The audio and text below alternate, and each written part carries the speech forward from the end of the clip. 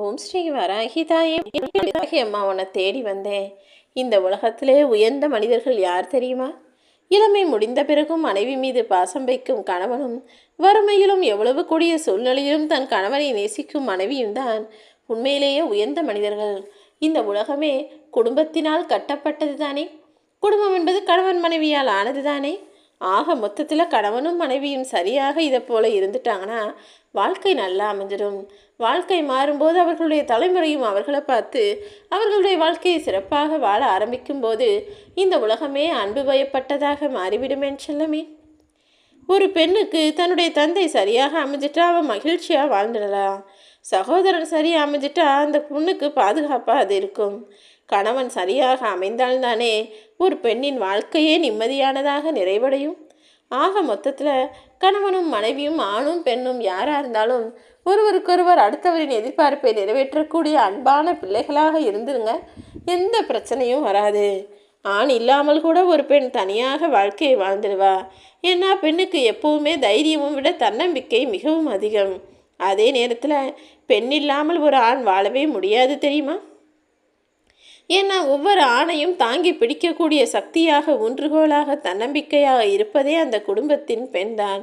எல்லாத்தையும் தன்னுடைய மனைவி பார்த்துக்குவான்ற தைரியத்தில் தானே ஒரு ஆண் என்பவன் நிம்மதியாக இந்த உலகத்தில் உலாழ்ந்து கொண்டிருக்கிறான். குடும்பத்தில் நடக்கிற பிரச்சனையும் பிள்ளைகளுடைய தேவையும் ஆசையும் பாசமும் எத்தனை ஆண்களுக்கு, அதாவது தந்தைகளுக்கு தெரிகிறது? ஒவ்வொரு வீட்லேயும் பெண் என்பவள் எல்லாவற்றையும் தன் கட்டுப்பாட்டுக்குள்ளே வைக்கணும்னு நினச்சி அதை சரியாகவும் செய்து கொண்டு வருவதால் தான் ஆண் என்பவன் நிம்மதியாக தைரியமாக உழவிக்கிட்டு இருக்கான். ஒரு மனைவியின் அழுகைக்கும் கோபத்துக்கும் பின்னால் எப்போவுமே அன்புங்கிற ஒரு எதிர்பார்ப்பு மட்டும்தான் இருக்கும். ஆனால் அதை புரிந்து கொள்ளாத கணவர்கள் இங்கு தோற்றுக்கொண்டும் தன் மனைவியை குறை சொல்லிக்கிட்டும் மனைவியை சமாளிக்கவே முடியலை. கோவப்படுறாங்க, திட்டுறாங்க, சண்டை போடுறாங்கன்னு சொல்லக்கூடிய ஆண்களாக இருப்பார்கள்.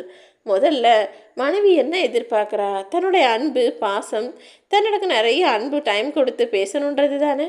அதை சரியாக செய்துவிடக்கூடிய ஆண்களாக மாறிவிடுங்கள் என் பிள்ளைகளே. பல ஆண்கள் என்ன சொல்கிறாங்க, கல்யாணத்துக்கு பிறகு தன்னுடைய வாழ்க்கையே நரகமாக போயிடுச்சு, ஒரு கட்டுப்பாட்டுக்குள்ளே மாட்டிக்கிட்டு முழிக்க வேண்டியதாக இருக்குது. ஆனால் உண்மை என்னன்னா, அந்த ஆணுக்கு தன் மனைவியை நேசிக்க தெரியலை, தன்னுடைய பாசத்தை அவர்களை உணரும்படி செய்ய முடியவில்லை என்பதால் தான் இப்படி தவறாக புரிஞ்சுக்கிட்டு இருக்காங்க. என் அன்பு பிள்ளைகளே, எல்லாருமே உங்களுடைய அன்பையும் பாசத்தையும் உங்கள் துணைக்கு புரிய வைக்கக்கூடிய ஆட்களாக இருந்துட்டிங்கன்னா அங்கே பிரச்சனையே வராது. சந்தோஷமும் மிக நீண்டதாக நிரந்தரமானதாக இருக்கும். இப்போது இந்த பதிவில் நான் என் கணவனையும் மனைவியும் பற்றி சொல்கிறேன்னா, ஒரு தாயாக இருந்து என் பிள்ளைகளுக்கு குடும்பம்னா என்ன, வாழ்க்கைனா என்னங்கிறத புரிய வைக்க வேண்டிய கட்டாயமும் அவசியமும் எனக்கு தானே இருக்குது. என்னை கல்லுன்னு நினச்சி கடந்து போகாமல் ஒரு தாயாக நினச்சினா நான் சொல்வதை கேட்டு அதன்படி நடக்க முயற்சி செய். தாய்க்கு பின் தாரம், அதை எல்லாராலும் நிரூபிக்க முடியும். ஆனால் தந்தைக்கு பின் தந்தை என்பதை வேறு யாராலும் நிரப்ப முடியாது தானே. ஒரு தந்தையின் இடத்தை வேறு எந்த ஆணாலும் நிரப்ப முடியாத கட்டாயம் எல்லார் வாழ்விலும் இருக்கத்தான் செய்கிறது. ஒரு ஆண் என்பவன் தன் வாழ்நாளை வெளிப்படுத்த முடியாத தான் மனசுக்கு மட்டுமே தெரிஞ்ச உண்மை என்னன்னா, தன்னுடைய மனைவிதான் தன்னுடைய பலம். நான் இந்த அளவுக்கு இருக்கேனா அது என்னுடைய மனைவியினுடைய செயல்களின் காரணமாக தான் என்பதை யாரும் எந்த இடத்துலையும் ஒத்துக்கிறதே இல்லை என்பதுதான் மறுக்க முடியாத உண்மை. மனைவியிடம் பொய் வேஷம் போட்டு நடித்து மனைவியை ஏமாற்றும் கணவனுக்கு ஒரு விஷயம் தெரிகிறதே இல்லை. அவன் தலையில் அவனே மண்ணை அள்ளி கொட்டிக்கிறானு. எந்த ஒரு ஆண் தனக்கு மனைவிக்கு துரோகம் செய்கிறானோ, தன் மனைவியை ஏமாற்றுகிறானோ, அது நாளை பின்ன அவனுக்கே ஆபத்தாக முடியுமென் செல்லமே. ஒரு பெண்ணுக்கு எது தெரியுமா நரக வாழ்க்கை? மனைவிக்கு இதுதான் பிடிக்கும்னு தெரிஞ்சும் அதை செய்யாத கணவர்கள் இங்கே நிறைய பேர் இருக்காங்க.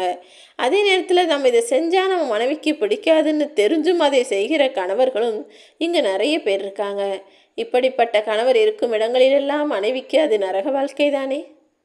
மனைவியுடைய சிரிப்பை வச்சே அந்த கணவர் அவளை எவ்வளோ சந்தோஷமாக பார்த்துக்கிறான்றத எல்லாராலும் சொல்லிவிட முடியும். ஒரு மனைவி எந்த எதிர்பார்ப்பும் இல்லாமல், எந்த மறைவு ஒளிவும் இல்லாமல் மற்றவங்க கிட்ட பேசும்போதும் பழகும்போதும் ரொம்ப இயல்பான சிரிப்போட சந்தோஷமாக இருக்காங்கன்னா அவங்க கணவர் அவங்கள நல்லா வச்சுக்கிறாங்கன்னு அர்த்தம். அதே நேரத்தில் சில பெண்கள் மனசில் எவ்வளவோ கஷ்டத்தையும் வலியையும் வேதனையும் குடும்ப பிரச்சனையும் மறைச்சிக்கிட்டு பேசணுமே சிரிக்கணுமேன்றதுக்காக வெளியில் சிரித்து பேசி உலாவருவர்களை காணும்போது தானே அவர்களுடைய மனசு எவ்வளோ வேதனையில் இருக்குன்னு தெரிய வருது. கணவன் மட்டும் சரியாக அமையலைன்னா மனைவியை சுற்றி எத்தனை உறவுகள் இருந்தாலும் அவர்கள் அனாதைகள். அந்த பெண் அனாதை போலதான். அதனால தான் எப்போதுமே ஒரு மனைவி கணவனாகி நம்பி வேறு இடத்துல கல்யாணம் ஆகி போகும்போது கூட இருக்கும் உறவுகள் எப்படிப்பட்டவங்களாகவும் என்னாலும் இருக்கட்டும், அண்ணன் அண்ணி நாத்தனார் மாமியார் மாமனார் யார் எப்படிப்பட்டவங்கனாலும் இருந்தாலும் சரி, ஆனால் கணவன் என்பவன் தன் மனைவி தன்னை நம்பி வந்தவளை சரியாக புரிந்து கொண்டு அவளுக்கு துணையாக அவளுக்கு ஆதரவாக நிற்கக்கூடிய ஆளாக இருந்து விட வேண்டும். ஒரு அம்மாவா இதை சொல்கிறேன், கேட்டு நடந்துக்கோ என் செல்லமே. வாழத் தெரியாத சில பேருடன் சேர்த்து வைத்து வாழத் தெரிந்தவர்களையும் வாழ ஆசைப்படுபவர்களையும் இந்த வாழ்க்கை கண்டித்து விடுகிறது தான், தண்டித்து விடுகிறது தான். கணவனோ மனைவியோ அதில் யாராவது ஒருத்தருக்கு வாழ்க்கைனா என்ன உலகம்னா என்னன்னு புரிஞ்சுக்காம இருந்துட்டாங்க, வாழ்க்கையை வாழ தெரியலைன்னா இன்னொருத்தருக்கு வாழ்க்கையை பற்றிய புரிதல் இருந்தாலும் அவர்களால் நிம்மதியாக வாழ முடியாது. அதனால தான் ஒருத்தருக்கு தெரிஞ்சதை இன்னொருத்தருக்கு சொல்லிக் கொடுத்து பகிர்ந்துண்டு அனுசரித்து எல்லாவற்றிலும் அளவோடு அன்பு செலுத்தி நிம்மதியாக வாழுங்கன்னு சொல்கிறேன். எவ்வளவு வயதானாலும் என் மனைவியை நான் ஒரு வார்த்தை கேட்டுட்டு சொல்கிறேன்னு சொல்லக்கூடிய கணவரும், தான் கணவர் என்ன சொன்னாலும் சரிதாங்க, அந்த முடிவு சரியாக தான் இருக்குன்னு சொல்லக்கூடிய மனைவியும் எல்லா இடங்களிலும் பார்க்க முடிவதில்லை தானே. அப்படிப்பட்ட உண்மையான கணவனும் மனைவியும் இருக்கும் இடம் என்பது அழகான காதலும் அன்பான புரிதலும் இருக்கும் இடம். அந்த குடும்பத்தில் எந்த பிரச்சனையும் வராது. நீ உன் வாழ்வில் மிக உயர்ந்த இடத்தை அடைய விரும்பினால் உன்னை சுற்றி இருப்பவர்கள் யார் என்ன சொன்னாலும் அர்த்தமற்ற பேச்சுக்களையும் எதிர்மறையான விஷயங்களையும் கடந்து வந்துதான் ஆக வேண்டும் என்பதை மறக்க வேண்டாம் என் செல்லமே. எல்லா இடங்கள்லையும் உன்னுடைய சொற்களும் பேச்சும் உன்னுடைய புரிதலும் எப்படி இருக்கிறதோ அதை பொறுத்து தான் உனக்கான மதிப்பு இருக்கும். எல்லாரும் உன்னை சரியா நீ இருக்கிறது போலவே புரிஞ்சுக்குவாங்கன்னு நினைக்காத. ஒருத்தர் உன்னை அப்படியே உன்னுடைய குணத்தை சரியா புரிஞ்சுக்குவாங்க, ஒருத்தர் அப்படியே உன்னுடைய குணத்திற்கு எதிர்மாறாக உன்னை தவறாக புரிந்து கொள்பவராகவும் இருப்பார். எல்லா இடங்கள்லையும் நீ ஆட்களுக்கு ஏற்றாற் போல பொறுமையாய் நிதானமாக பேசி அவர்களை சரி செய்து சமாளிக்க வேண்டும். அதையும் தாண்டி கூட்டத்தில் ஒரு ஆள் உனக்கு எதிரியாக இருந்தாங்கன்னா நீ நல்லா வளர்ந்து வருகிறாய் எனக்கு ஒரு அர்த்தம். அல்லது உனக்கு எதிராக ஒரு கூட்டமே எதிரியாக வந்து நின்னாங்கன்னா நீ உன் வாழ்க்கையில் வளர்ந்துட்ட, அதை பார்த்து பொறுக்க முடியாமல் அவங்க இப்படி பேசுகிறாங்கன்னு புரிஞ்சுக்கோ. நீ எவ்வளவு கஷ்டப்பட்டாலும் எவ்வளவு முயற்சி செஞ்சாலும் எவ்வளவு கண்ணீர் வடித்தாலும் இந்த உலகம் உன்னை திரும்பி கூட பார்க்காது.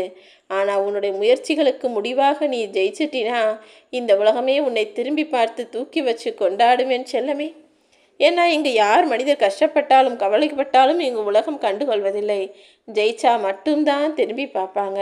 அதனால தான் உன்னால் முடியும் என நீயே உன்னை ஊக்கப்படுத்தி கொண்டு உனக்கான வேலைகளையும் கடமைகளையும் பொறுப்புகளையும் செஞ்சு முன்னேறி வான்னு சொல்கிறேன்.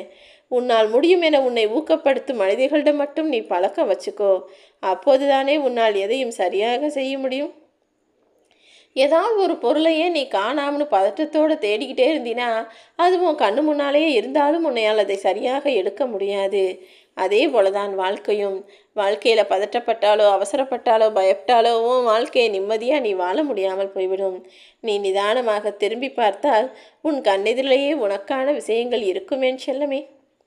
எப்போதும் உன் வாழ்க்கையில் எல்லா முடிவுகளையும் நீ சரியாக பொறுமையாக நிதானமாக எடுக்கிறியோ அப்போவே நீ ஜெயிக்க ஆரம்பிச்சிருவன் தான் அர்த்தம். இனி உனக்கான வாழ்க்கைக்கான வெற்றியை இந்த வராகி அம்மா நிச்சயமாய் கொடுப்பேன். நான் சொல்கிறத மட்டும் புரிஞ்சு நடந்துக்கோ.